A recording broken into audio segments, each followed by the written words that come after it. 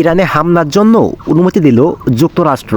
ঘাঁটিতে 3 জন নিহত এবং 41 জন আহত হওয়ার ইরান এই হামলায় জড়িত থাকার অভিযোগ অস্বীকার করেছে।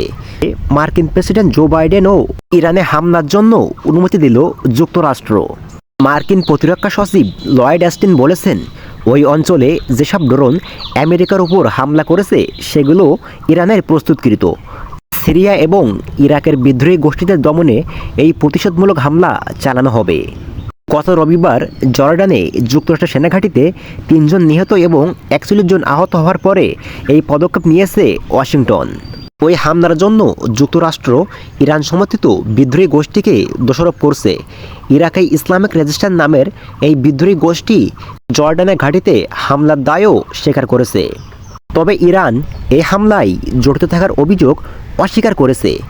যুক্তরাষ্ট্রের কর্মকর্তারা জর্ডানের ঘাঁটিতে ড্রোন হামলার জবাব দেওয়ার প্রতিশ্রুতি দিয়েছেন।